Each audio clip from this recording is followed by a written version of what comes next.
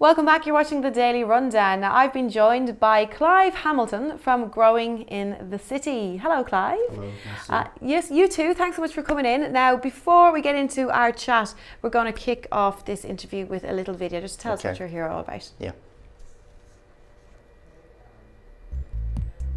I'm Clive Hamilton. I'm leading a project called Growing in the City, which is a community farm that we're creating in Beswick and Oakenshaw. And it's approximately about 1.5 miles out of Manchester city centre. We're very close to the football stadium, which is Manchester City in the area. It's quite a deprived area in terms of its history. Very heavy industrial use in the past. The site where we're stood has always been church land, so we're fairly confident that the area is totally free of contamination. So the community garden that we're building is very close to the houses in the local community. You can see them behind us and to the side, and at the front there's a main road, so it's very accessible. We're aiming that the site is going to be open all the time, so we're not going to have fences or gates on it. Since we've cleared the site, it's now quite bare and barren. We're very pleased with what we've achieved, but for a lot of people probably looking at it now, it might appear a little bit daunting. But the opportunity we've got now with this empty template, this blank canvas now, is really to design the site for the engagement with the community. And I know that there's been a lot of discussion around that, and people are really enthused about what they can now start to see. Over the next few weeks into early January, we're going to start coming together to create some of the layout for the paths on the site. The paths are all going to be wheelchair user friendly, so we're very keen that the site is fully accessible. I hate to see spaces in our urban environment go to waste. I really do think that communities, people and local authorities could probably do more to create better use of these redundant spaces that we have. My personal interest in this space is not only do I personally get a lot of enjoyment out of growing food, growing vegetables myself, I find it very rewarding and fulfilling. I also think that experience can be shared with other people, and I do see and hear from the people that I've already spoken to in the community around, that they sense that and feel it, and it's not just about the financial issues in terms of obtaining cheap food for them. So this is really about local food grown by local people.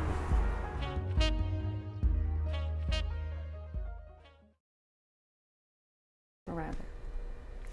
Clive, that's a brilliant package there made by our journos here. That's Manchester. Now tell us, how did Growing in the City actually come about for you? Like, what was the idea behind it for you? Well, it was, as we said in the film, the idea about sharing the opportunity to grow food, yeah, and to create a more welcoming, accessible social space.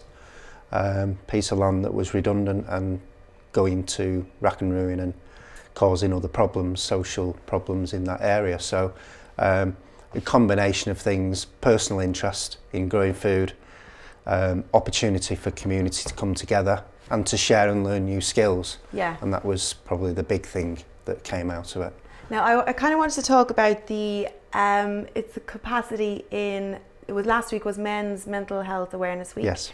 And I know you played a big part in the involvement in that. So can you tell us a bit about the connection there? Yeah, so the community garden project essentially set out and achieved what it did. It created a community food growing space, and out of some of the core activity of creating that, and a recognition that a number of the people participating in that activity tended to be mid to older age men who were typically isolated, we started to talk about forming a men's group or a men's shed group on the garden, and the opportunity then arose to tie the launch of that in last year with Men's National Health Week, Mental Health Week, and so we launched 1 year ago last week. So it's been your anniversary. Yeah. And that worked out. It worked out really well, actually, that it came together like that, didn't it? Why the need? And I know we have. There's a lot of talk about mental health, and the facilities for mental health in general in this country for everybody. Yeah. But what are the kind of different needs do you think for men? What were the sort of specific?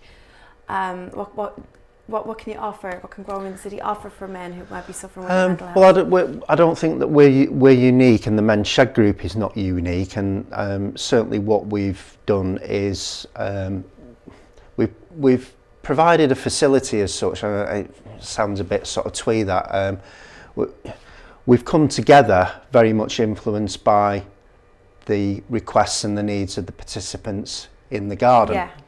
Yeah. And that was about working together. And the crucial thing that I think that extends through into the Men's Shed model, which is, it's an international model in Australia and in Ireland. It's very popular and growing in the UK now, sort of 300 Men's Shed groups as of a couple of weeks ago. Wow. The thing that epitomises is the fact that when men come together and work side by side, it creates a reduction in the barriers that typically exist. It removes the barriers that exist between men when you sit them face to face, maybe in a classroom or in a more sterile environment. And that in some way, that sort of social environment, that working alongside each other environment, replicates in some way the historical structures that would have existed in public houses, in workplaces, in other social networks that men would have had. So we've seen quite a change in that sort of social background with the change in employment patterns, changes in family backgrounds and circumstances. So we've seen a lot of issues come together. And this isn't in any way meant to be, a patriarchal or a sexist project in any way, but it's about just recognising that men have different needs to women. And the crucial thing that we see is that men don't access clinical health or mental health support services in the same way that women will do. Women do. And it's difficult, even if you're not even talking about getting to that level, it's even just chatting, isn't it? There's always, women are kind of so used to just, I've had an awful day, or he's doing my head in, or whatever, I'm just really stressed. They're much more programmed just to sort of to share. And it's much more difficult to men. There's been a lot of there seems to be a lot more awareness about it now, but unfortunately we do have a high incidence of depression and suicide among men. So these are the kind of activities that are obviously helping with these kind of issues, and it's a bit more of a natural environment for a man to just express himself a little bit, isn't it? Or just to be. I suppose if we say to the participants in the Men's Shed, or our Men's Shed, and I'm sure that this replicates other projects nationally, internationally, they don't recognise that they're coming for fellowship, and they don't recognise that they're coming to talk about issues, and they can talk about a very diverse range of issues from one week to the next.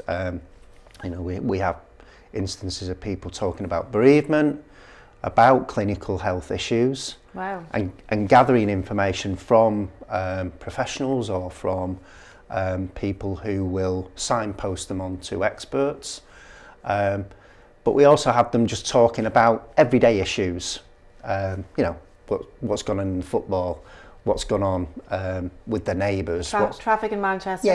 Everyday things. And that whole mix of things creates that sort of environment where they feel just more engaged with what's going on. And I think the big thing is that it just reduces the isolation. I was going to say tackling loneliness and isolation there as well.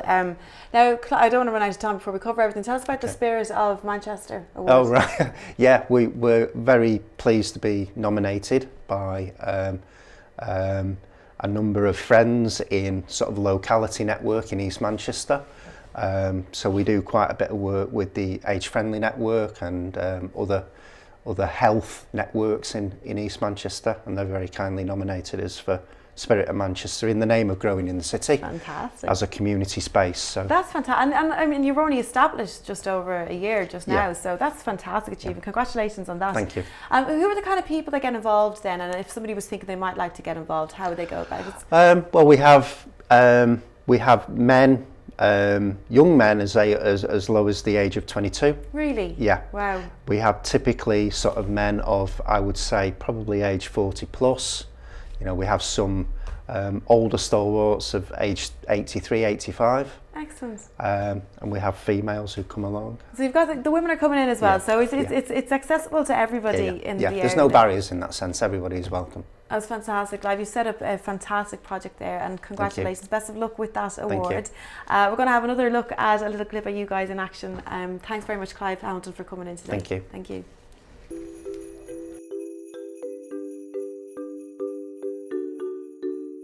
We came together in November 2013 to start forming a community garden, and it was interesting to see that people were talking about having a men's group, and so a lot of the people engaging in the activity we were finding were tending to be mid to older age men, unemployed, probably feeling a little bit isolated.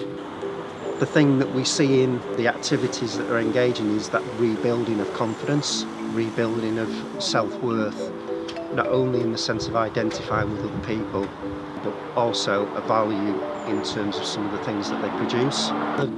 The funding from One Manchester is going to be really crucial for us. So having good tools will enable the guys not only to work more safely, improve the quality of what they're producing, give them a better sense of pride in what they're making. I look forward to coming out here. I'm not the best in the world at doing it, and everything I make is not fantastic, but at least I'm making the effort. Yeah, I do look forward to coming. It's something I couldn't do before. Like I picked up each time, like learned it and things like that, so